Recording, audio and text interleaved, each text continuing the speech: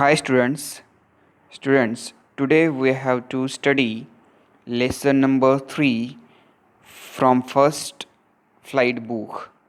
The name of the lesson is Two Stories About Flying. The first part is his first flight, and of this first part we will study here the part 1. His first flight was written by Liam O'Flaherty. विद्यार्थी मित्रांनो, आपल्या first flight book जे आहे टेक्स्टबुकमधलं आपण तिसरं lesson अभ्यासणार आहोत, to stories about flying. आणि त्याच्यातला पहिला पार्ट आहे टू स्टोरीज अबाउट फ्लाईंगमधला हीज फर्स्ट फ्लाईट म्हणजे काय? आता या ठिकाणी दोन्ही गोष्टी, two stories about flying means दोन्ही गोष्टी उडायच्या संदर्भात आहे. फ्लाईंग मीन्स कसं उडणे. आता काय काय उडतं तुम्हाला माहिती आहे? पक्षी उडतात, आपण एरोप्लेन उडताना बघतो, फ्लाईट घेताना बघतो, हेलिकॉप्टर बघतो. मग पहिली स्टोरी जी आहे हीज फर्स्ट फ्लाईट. आता हीज म्हणजे कोणाची? त्याची.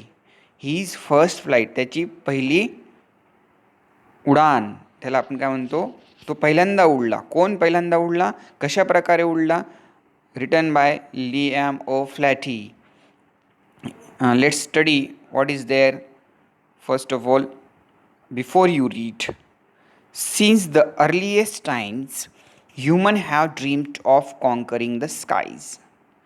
Here are two stories about flying. Students, खूप आधीपासून मानवाने ठरवलं होतं की आकाशाला गवसणी घालणे आणि आकाशाला जिंकणे अशा प्रकारचं स्वप्न माणसाचं होतं, आणि ते स्वप्न पूर्ण झालेलं आहे एक प्रकारे. कशा प्रकारे? या ठिकाणी दोन गोष्टी दिलेल्या आहेत उडायच्या संदर्भात, आकाशात उडायच्या संदर्भात. A young seagull is afraid to fly. How does he conquer his fear? आता या ठिकाणी एक सीगुल नावाचा पक्षी आहे, समुद्र पक्षी आपण त्याला म्हणतो, की तो समुद्राच्या अवतीभोवती राहतो, समुद्राच्या पाण्यावरती तो थांबतो, पाण्यावरती थांबून तो डाईव्ह करतो, तिथून मासे पकडतो आणि आपलं पोट भरत असतो. तो समुद्राच्या आजूबाजूला जे लीज असतात, पठार असतात, त्या ठिकाणी म्हणजे दगडी भाग असतो, त्या ठिकाणी समुद्राच्या आजूबाजूला त्या ठिकाणी तो राहतो. अशा प्रकारे या ठिकाणी एक छोटा पक्षी आहे सीगुल नावाचा, आणि त्याला उडायची भीती आहे. आता बा लहान मूल असलं आपल्या घरात, त्यावेळेस त्याला चालायची भीती असते की हाऊ आय विल वॉक, कशा प्रकारे मी चालणार, मी चालत असताना मी खाली पडणार, मला लागेल, मला इजा होईल, अशा प्रकारच्या वेगवेगळ्या भीती त्याच्या मनात असतात. आपण त्याला चालायचं शिकवतो, आपण लांब हात करून त्याला लांब सोडतो आणि त्याला सांगतो की चल चल चल चालायला शिकवतो. परंतु त्यावेळेस काही मुलं, काही लहान बाळ हे प्रयत्न करतात चालायचे, चालताना ते पडतात. काही पडायच्या भीतीने चालत नाहीत, हलत नाहीत, जोपर्यंत त्यांच्या हातापायात चांगल्या प्रकारे बळ येत नाही. काहींच्या हातापायात चांगल्या पद्धतीने बळ आलं तरी ते हलत नाहीत, चालत नाहीत, त्यांना काहींना चालायला उशीर होतो. तशा प्रकारे पक्ष्यांचंही आहे विद्यार्थी मित्रांनो. काही पक्षी हे उडायला घाबरतात, जरी त्यांच्या पंखांमध्ये चांगल्या प्रकारे पॉवर असली, बळ असलं, तरी ते उडायला घाबरतात. तर त्यांना उडायचं कोण शिकवतं? मग त्यांची आई, त्यांचे वडील. अशा प्रकारे त्यांना उडायचं, जसं आपल्याला चालायला शिकवलेलं आहे लहानपणी. आपण काय आपला जन्म होताच आपण काय चालायला लागलो का? सगळ्या गोष्टी करायला लागलो का? आपण सगळ्या गोष्टी शिकत आलो. तशा पद्धतीने या ठिकाणी एक लहान पक्षी आहे, एक छोटासा सीगुल नावाचा, आणि तो त्याला उडायची भीती आहे. कसं उडणार मी? सगळेजण उडत आहेत, पण मी कसं उडणार? आणि ह्या भीतीवर तो कशा प्रकारे मात करतो, कशा प्रकारे उडतो, या ठिकाणी या प्रश्नाचं उत्तर आपल्याला शोधायचं आहे. A pilot is lost in storm clouds, does he arrive safe, who helps him? आता विद्यार्थी मित्रांनो, या टू स्टोरीज, या दोन गोष्टी द्या, या टू स्टोरीज अबाउट फ्लाईंग, या दोन गोष्टीमध्ये दुसरी स्टोरी कोणती आहे?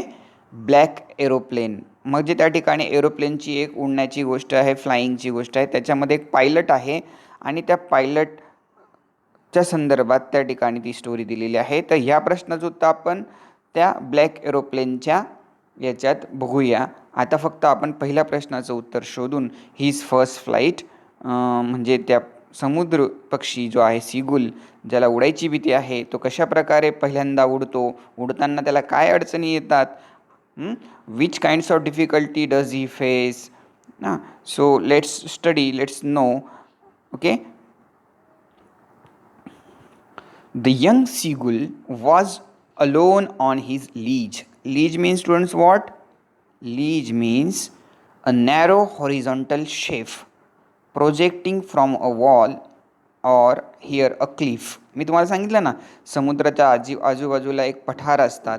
त्या पठारा म्हणजे थोडासा दगडी भाग असतो, त्या ठिकाणी त्याला लीज म्हणतात. आणि तो बघा, त्या ठिकाणी दगडी भागावरती लीजवरती पठारावरती कोण होता? एक छोटा समुद्र पक्षी उभा होता. His two brothers and his sister had already flown away the day before. He had been afraid to fly with them. आणि त्याचे 2 भाऊ आणि एक बहीण त्या समुद्र पक्षाची त्या ठिकाणाहून उडून गेलेले होते.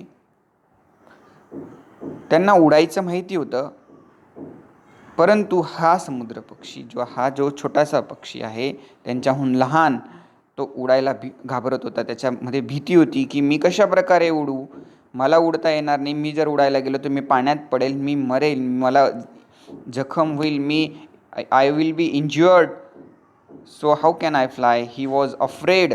त्याला भीती होती त्याच्या मनात, कशा प्रकारे उडायचं. बघा, या ठिकाणी त्याचे भाऊ आणि बहीण ते चांगल्या प्रकारे त्या ठिकाणाहून उडून गेले होते. हा एकटा त्या ठिकाणी त्या लीजवरती, त्या पठारावरती होता उभा. Somehow, when he had taken a little run forward to the brink of the ledge and attempted to flap his wings, he became afraid. मग बघा काय झालं, मग तो उडायचा प्रयत्न करत होता. तो त्या लीजच्या ब्रिंकवर म्हणजे काठावर, ब्रिंक म्हणजे काठ, म्हणजे त्या पठाराच्या काठापर्यंत धावत यायचा.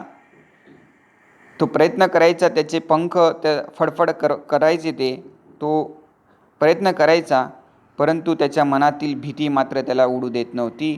तो पुन्हा त्या ठिकाणी भीतीमुळे थांबायचा. बघा, पुढे उडण्यासाठी तो यायचा, पण तो उडायचा नाही. The great expanse of sea stretched down beneath and it was such a long way down, miles down.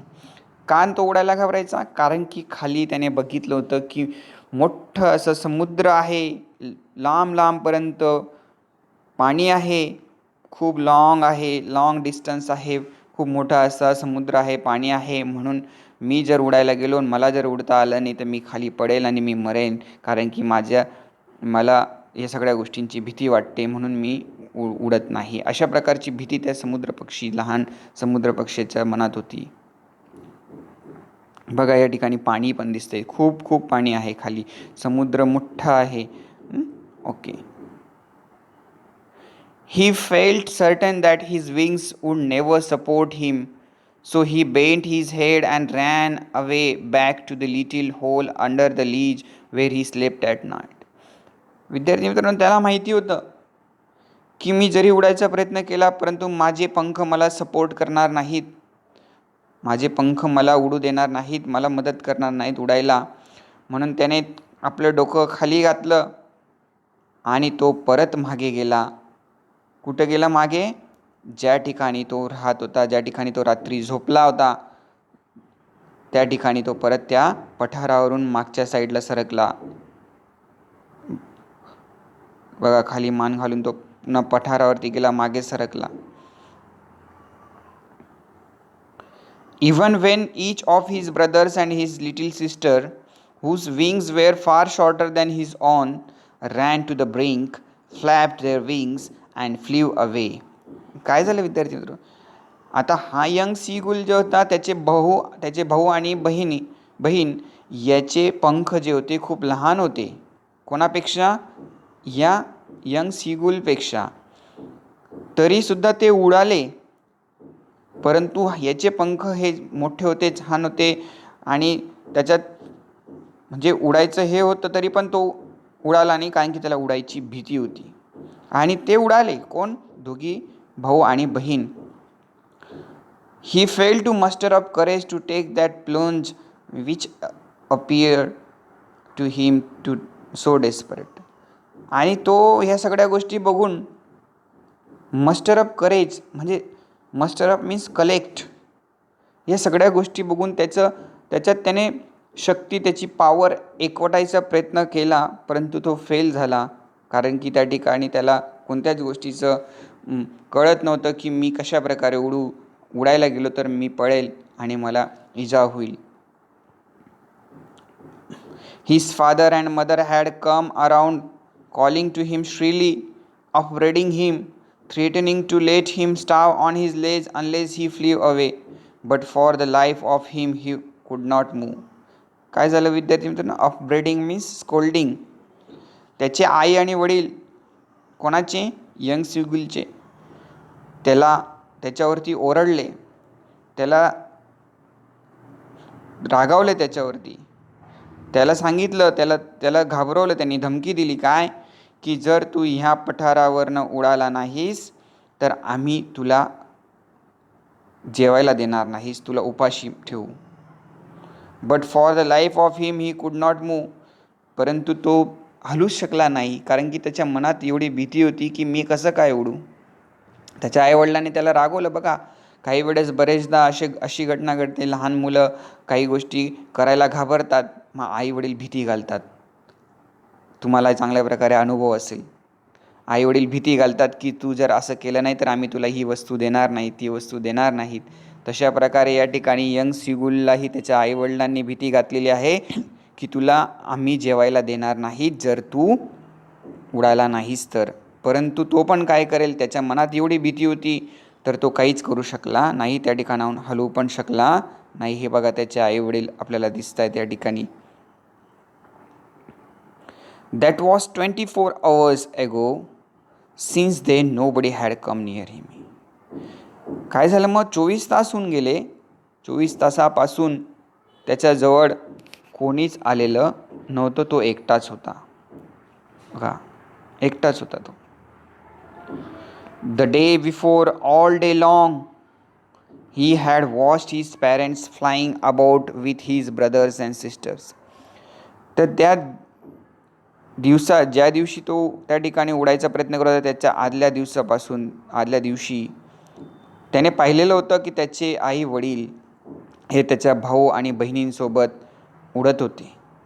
Perfecting them in the art of flight. आणि त्यांना शिकवत होते, त्यांना परफेक्ट करत होते की कसं प्रकारे उडायचं.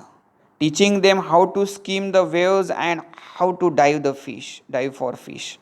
त्यांना हे पण शिकवत होते ते की skim means what?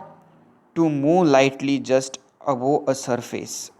Hair the sea म्हणजे पाण्याच्या पृष्ठभागावर, पाण्यात नाही, पाण्यावरती कसं बसायचं आणि बसून त्या ठिकाणी फिश दिसला तर त्या फिशवरती कशी जंप घ्यायची. डाईव्ह मीन्स अशा प्रकारे उडी घेणे, जंप घेणे.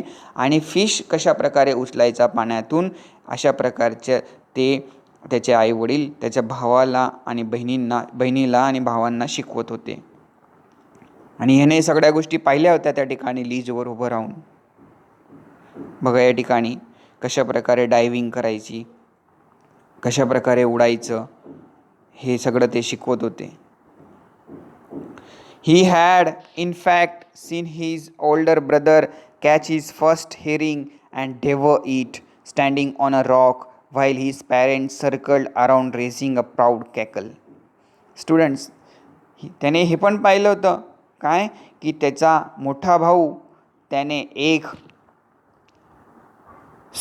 Herring means soft fin sea fish म्हणजे एक प्रकारचा फिश त्याला पकडलं होतं, त्याला डाईव्ह करून त्याला पकडलं होतं त्याच्या मोठ्या भावाने. त्याने हेही पाहिलं होतं. कोणी?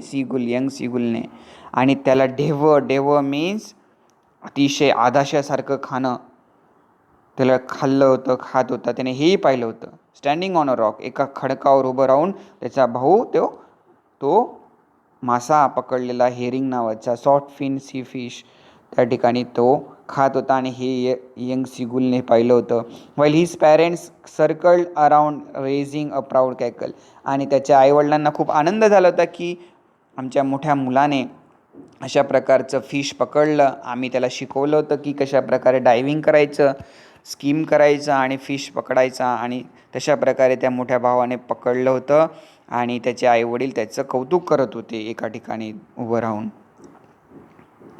And all the morning the whole family had walked about on the big plateau midway down the opposite cliff, taunting him with his cold eyes. मग काय झालं, सकाळी पूर्ण त्याची फॅमिली यंग सीगुलची, की जो लीजवर उभा होता, तर त्याच्या अपोजिट साईडला, विरुद्ध साईडला अजून त्या ठिकाणी पठार होतं, असं जे रॉक होते, खडक होते अपोजिट साईडला, विरुद्ध साईडला. आणि त्या ठिकाणी त्याची फॅमिली म्हणजे त्याचे आई वडील भाऊ बहीण सगळे बसलेले होते. आणि या ठिकाणी तिथून ते चिडवत होते, त्याला टीजिंग करत होते. काय म्हणून टीजिंग करत होते? टॉन्टिंग काय करत होते की ए भित्रा, तू भित्रा आहेस, तू उडत नाही. बघा, आपण एखाद्या व्यक्तीला आपण की एखाद्या मुलाला आपण वेगळ्या पद्धतीने मोटिवेशन देतो की तू करू शकत नाही, तुझ्यात ह्या ॲबिलिटी नाही असं आपण त्याला म्हणतो.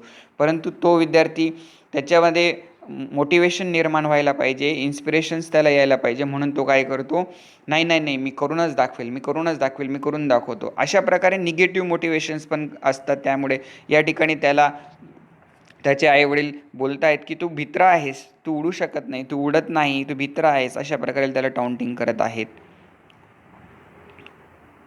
The sun was now ascending the sky, blazing on his ledge that faced the south. मग आता सूर्य हा पुढे सरकत होता, म्हणजे सकाळ झाली होती आणि आता दुपारचा टाईम झाला. त्यावेळेस तो दक्षिणेकडे सूर्य, blazing on his ledge that face the south, तो सूर्यप्रकाश, त्या ठिकाणी सूर्य सरकत होता आणि दुपारचा वेळ होत होता हळूहळू. He felt the heat because he had not eaten since the previous nightfall. आता त्या ठिकाणी जो सीगुल होता, यंग सीगुल ज्या लीजवरती थांबलेला, त्या ठिकाणी त्याला आता ऊन लागायला लागलं, त्याला उष्णता जाणवू लागली, कारण की त्याने आदल्या रात्रीपासून पूर्ण 1 दिवस झाला होता त्याने काहीच खाल्लेलं नव्हतं, तो उपाशी होता. He stepped slowly out to the brink of the ledge. तो हळूच आता तो पुढे आला, कुठं, त्या लीजच्या, त्या पठाराच्या काठावरती आला. And standing on one leg with the other leg hidden under his wing. आणि त्याने काय केलं, कसा उभा राहिला तो, एक पाय आपल्या पंखामध्ये लपून एका पायावरती तो उभा राहिला. He closed one eye then the other. त्याने एक डोळा बंद केला आणि नंतर दुसरा डोळा बंद केला. And pretended to be falling asleep. आणि त्याने काय केलं, मी झोपलेलं आहे जणू काही, अशा प्रकारचं नाटक केलं. बघा, काही लोक, काही विद्यार्थी, काही मुलं कसे असतात, ते इतरांचं लक्ष आपल्याकडे जायला हवं म्हणून ते नाटक करतात, ढोंग करतात आणि काहीतरी वेगळी कृती करतात की जेणेकरून आपण त्याच्याकडे लक्ष द्यायला हवं आणि त्याला आपण सांत्वनपर त्याला काहीतरी बोलायला हवं. म्हणून त्याने असंच केलं की तो एका पायावर उभा राहिला, एक पाय त्याने आपल्या पंखामध्ये लपवलं आणि एक डोळ्यांनी बंद केलं, एक डोळा उघडला, बंद केला आणि त्याने असं नाटक केलं. बघायला त्याने सुरुवात केली की मला दुसऱ्यांनी जर बघितलं तर त्यांना असं वाटायला पाहिजे की मी झोपलेलो आहे. बघा, एका पायावर उभा आहे तो. स्टील दे टूक नो नोटीस ऑफ हिम. तरी त्याच्या आईवडिलांनी, भाऊने, बहिणीने त्याच्याकडे लक्षच दिलं नाही. He saw his 2 brothers and his sisters lying on the plateau dozing with their heads sunk into their necks. आणि त्याने हे पाहिलं की त्याचे भाऊ आणि बहीण हे त्या अपोजिट, म्हणजे विरुद्ध, जे समोरच्या पठारावरती ते उभे होते, त्या ठिकाणी त्या रॉक्सवरती उभे होते आणि डोजिंग करत होते. डोजिंग म्हणजे काय करत होते ते, एक प्रकारे त्यांना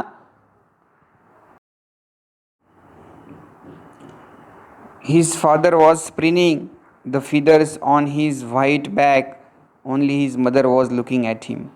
मग त्याचे वडील काय करत होते? Preening, making an effort to maintain feathers, म्हणजे त्याचे पंख आपण स्वच्छ करतो ना काही गोष्टी आपल्या शरीराच्या, तशा प्रकारे त्याचे वडील पण स्वतःचे पंख असे फिदर्स जे होते ते स्वच्छ करत होते. आणि त्याची आई काय करत होती?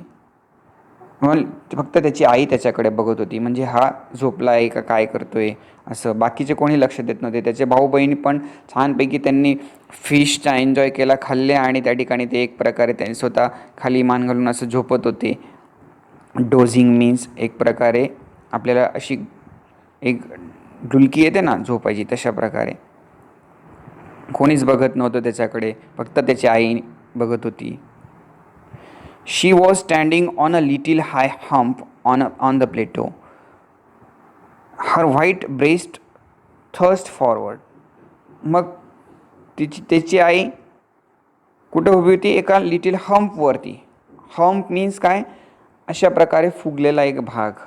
जसं उंट असतो ना, तो उंटाच्या पाठीवरती मानेच्या जवळ बघा कशा प्रकारे असं उंच असलेला भाग असतो बघा, त्याला हम्प म्हणतात. आणि त्या ठिकाणी त्याची आई काय करत होती? हर व्हाईट ब्रेस्ट थर्स्ट फॉरवर्ड. म्हणजे तिची आई उभी होती त्या ठिकाणी हम्पवरती आणि एक प्रकारे now. And again she tore at a piece of fish that lay at her feet and then scraped each side of her beak on the rock. ती तिची चोच जी होती ती स्क्रॅपिंग करत होती, म्हणजे आपण शार्प करणे. स्क्रॅपिंग मीन्स काय? शार्प करणे. आपण चाकू वगैरे कशा प्रकारे किंवा शार्पनिंग करतो ना, पेन्सिल शार्प करतो आपण, तशा प्रकारे. आणि तिच्याजवळ जो फिश पडलेला होता, कोणाजवळ? तिच्या आईजवळ. त्या ठिकाणी त्या हम्पवरती उभं राहून तिची आई त्या फिशला फाडत होती पायात ठेवून. का फाडत होती? त्या समोर होती ना ती त्याच्या. कोणाच्या? सीगुलच्या, यंग सीगुलच्या अपोजिट साईडला उभी होती ना आणि बघत होती त्याच्याकडे. The sight of the food maddened him how he love to tear food that way, scraping his beak now and again to whet it. मग काय? To whet mean to sharpen. मग जसे त्याची आई त्या फिशला फाडत होती, ती का करत होती असं? कारण की तिला माहिती होतं की यंग सीगुलला ह्या गोष्टी आवडतात, की कसे आपली बीक म्हणजे आपली चोच ही स्क्रॅपिंग करणे. दुसरी गोष्ट, स्क्रॅपिंग करून मासा जो असतो त्याला फाडणे. तर ते बघून कदाचित याला काहीतरी वेगळ्या प्रकारची मोटिवेशन मिळेल, अशा प्रकारची त्याची आई कृती करत होती. आणि हे बघून त्याने सुद्धा बघितलं की अरे आई काय करते, मला तर हे आवडतं. हे बघून त्याला खूप हे झालं. कोणाला? यंग सीगुलला. बघा पुढे काय होतं. थँक्यू विद्यार्थी मित्रांनो. In this way we have studied the first part of his first flight. Let's in the next part we will study the second part of his first flight. Okay, got it?